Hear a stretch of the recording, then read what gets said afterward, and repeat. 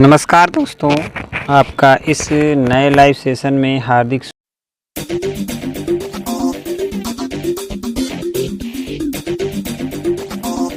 के सेशन में हम नवोदय विद्यालय से रिलेटेड महत्वपूर्ण प्रश्नों पर चर्चा करेंगे। आज हम चर्चा करते हैं ईवीएस के महत्वपूर्ण प्रश्नों का। जैसा कि आप हमारी स्क्रीन पे कुछ प्रश्न देखेंगे जिन्हें ध्यान से आप पढ़ने के बाद शानदार तरीके से हल कर पाएंगे, ठीक है ना। तो कैसे हल करेंगे ये हम आपको बताएंगे। आइए चलते हैं साथियों, इस प्रश्न श्रृंखला में कुछ महत्वपूर्ण प्रश्न हैं आपके लिए जो मैं लेके आया हूं, और आप यदि अंत तक हमारे साथ रहेंगे तो नवोदय विद्यालय के महत्वपूर्ण प्रश्नों की श्रृंखला में आप जो देखेंगे हमारे ईवीएस यानी कि पर्यावरण से रिलेटेड, जिसमें नया जो अध्याय जोड़ा गया है नवोदय विद्यालय की तैयारी में और नए सिलेबस के जो प्रश्न हैं उन महत्वपूर्ण प्रश्नों की श्रृंखला को आज हम आपके लिए लेके हाजिर हैं। साथियों, वीडियो को अंत तक देखना, और यदि आपको अच्छा लगे तो वीडियो को लाइक करें, चैनल को सब्सक्राइब करें, शेयर करें और बेल आइकन को भी प्रेस करें। सबसे पहले बात करते हैं पहले प्रश्न की कि लिखा है कि किस यंत्र का प्रयोग वाहनों की चाल मापने में किया जाता है। तो इसमें से कौन सा यंत्र का प्रयोग वाहनों की चाल नापने के लिए किया जाता है। आपके ऑप्शन है ग्रेवोमीटर, स्पीडोमीटर, सी ऑप्शन है गाइपोस्कोप और डी ऑप्शन है किलोमीटर। तो किस यंत्र का उपयोग किया जाता है तो आप कहेंगे स्पीडोमीटर का। किसका? स्पीडोमीटर का। किसका? स्पीडोमीटर नामक यंत्र का उपयोग किया जाता है वाहन की चाल को नापने में, ठीक है। तो पहला प्रश्न बहुत ही कुछ लोगों का कमेंट था कि किलोमीटर इसका होगा राइट आंसर, लेकिन ऐसा नहीं है। चलिए अगले महत्वपूर्ण प्रश्न की तरफ चलेंगे और आप लोग इसे समझने का प्रयास करिए।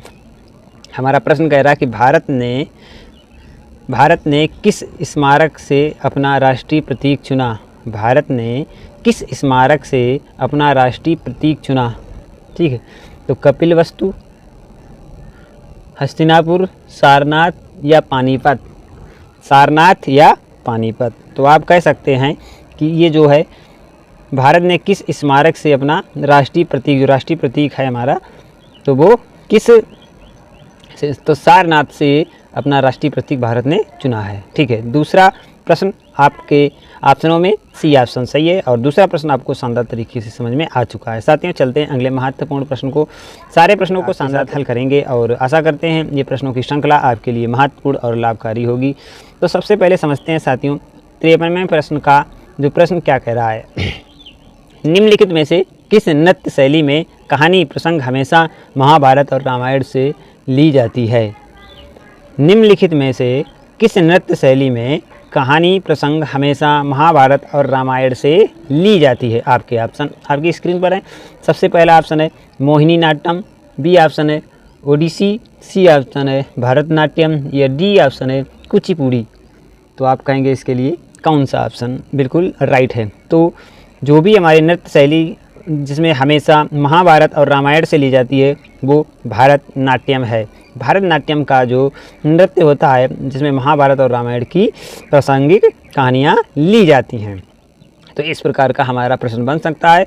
तो किस प्रकार से हम उसका आंसर आसानी से ढूंढ पाएंगे, ठीक है। चलिए अगले 54वें प्रश्न की तरफ चलते हैं और आप लोगों को इसको ध्यान में रख के पढ़ना है। सबसे पहले दिया है हमारे राष्ट्रीय कैलेंडर यानी कि शक संवत, हमारे राष्ट्रीय कैलेंडर शक संवत के आधार पर महीनों को सही क्रम में व्यवस्थित कीजिए।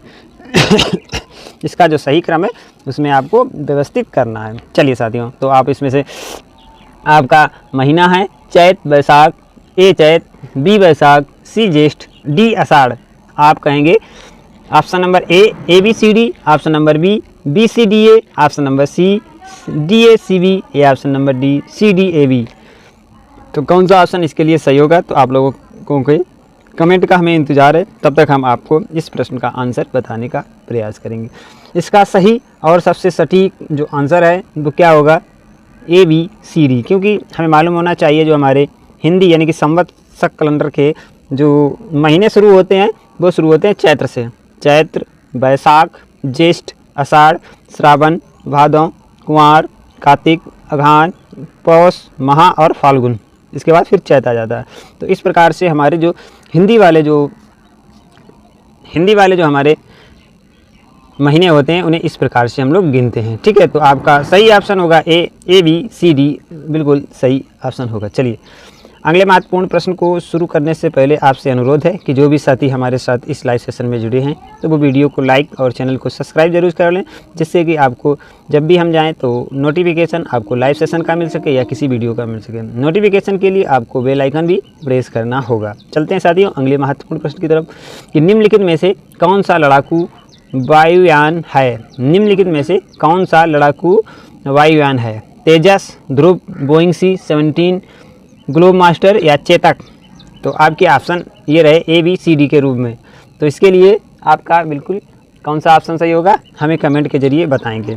इसके लिए ए ऑप्शन बिल्कुल सही होगा। कौन सा? तेजस। तेजस ये लड़ाकू विमान है, वायु विमान है, ठीक है ना। जिसे हम लोग इसके बहुत सारे हैं, तेजस है, फाइटर जेट है। तो इस प्रकार के जो हमारे लड़ाकू विमान है वो भारत की वायुसेना के पास हैं। ठीक है, तो उसमें तेजस का आपने नाम सुना होगा। ध्रुव और बोइंग C, ये चेतक, ये सब थल और जल सेना के बने हुए हैं। ठीक है, अब हम चलते हैं 56वें प्रश्न की तरफ। तो 56वां प्रश्न में आप लोगों को ध्यान से देखना है कि निम्नलिखित में से कौन सा सी कप ट्रॉफी फुटबॉल से संबंधित है।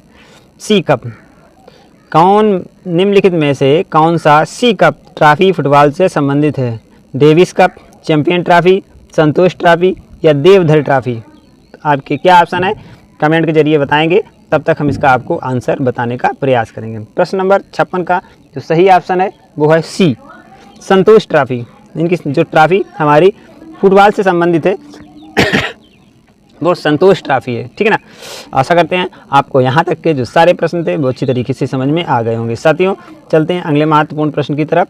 तो आपको थोड़ा ऊपर जाके और इसके प्रश्नों को आंसर देते रहना है। तो साथियों इस प्रकार के महत्वपूर्ण प्रश्न हमेशा आपके लिए बहुत ही उपयोगी होंगे। आप किसी भी परीक्षा की तैयारी कर रहे हैं तो उसके लिए भी ये बहुत ही महत्वपूर्ण प्लेटफॉर्म है। और सारे प्रश्नों का यदि आप उत्तर देंगे तो निश्चित ही आपको कुछ ना कुछ ज्ञानवर्धन होगा और इस ज्ञानवर्धन से आपके आने वाले जो भी आपकी परीक्षाएं हैं उसमें आपका बहुत सहयोग होगा। ठीक है, ये जनरल या सामान्य ज्ञान कहेंगे तो बहुत ही महत्वपूर्ण और उपयोगी है। तो इस प्रकार के छोटे बड़े प्रश्न हमारे हर परीक्षा प्रवेश परीक्षा में पूछे जाते हैं। साथियों हम चलेंगे 57वें प्रश्न की तरफ और इसका आंसर आप देने का प्रयास करिए। कि लिखा चींटियाँ अपने समूह की चींटियों को कैसे पहचानती हैं? चींटियाँ अपने समूह की चींटियों को कैसे पहचानती हैं? रंग द्वारा, चेहरे द्वारा, गंध द्वारा, ऊंचाई द्वारा। तो इसका सही ऑप्शन है गंध द्वारा। ठीक है ना। 57वें के लिए सी ऑप्शन सही है, क्योंकि चींटियाँ जब चलती हैं तो एक गंध छोड़ती हैं, तो उसी गंध को पहचान से चींटियाँ अपने समूह को पहचान जाती हैं। चलिए साथियों 57वें के लिए सी ऑप्शन आपका बिल्कुल सही है और आशा करते हैं ये वाला प्रश्न आपको क्लियर हो गया होगा। इसी प्रकार के छोटे छोटे और महत्वपूर्ण प्रश्न नवोदय विद्यालय, सैनिक प्रवेश परीक्षा, RMS आदि विभिन्न प्रतियोगी परीक्षाओं में पूछे जाते हैं प्रश्न। तो साथियों आपके लिए बहुत ही महत्वपूर्ण और उपयोगी ये सीरीज जिसमें आप हमारे साथ तैयारी कर रहे हैं EVS का पर्यावरण से रिलेटेड महत्वपूर्ण प्रश्न जो आपके लिए होते हैं। तो आइए साथियों अगले महत्वपूर्ण प्रश्न की तरफ चलेंगे और आप इसे समझने का प्रयास कीजिए। लिखा है कि निम्नलिखित में से कौन सा पोल्ट्री फार्मों में पालतू है?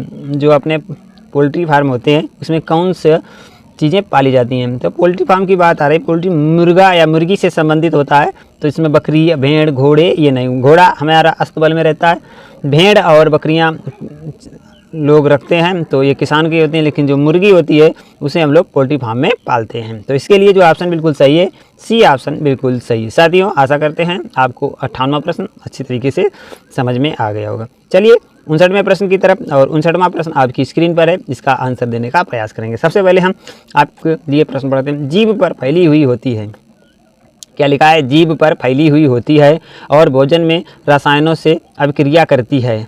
रसायनों से अभिक्रिया करती है। स्वाद कलिकाएँ, अवरोध धनिया या दांत या त्वचा। तो इसका कौन सा ऑप्शन सही होगा आप बताएंगे। 59वें के लिए आपका कमेंट का इंतज़ार है। सही आंसर देने का प्रयास करेंगे जिससे कि आपको ज्ञानवर्धन होगा और सही से जानकारी आपको मिल जाएगी। तो जीभ में जो फैली होती हैं चारों ओर, तो स्वाद की कलिकाएँ फैली होती हैं जिससे हमें स्वाद मिलता है। जीभ से ही हमें स्वाद मिलता है, तो जीभ के चारों तरफ स्वाद की कलिकाएँ फैली हुई होती हैं। ठीक है ना। तो ये हमारा ए ऑप्शन इसके लिए बिल्कुल सही होगा। साथियों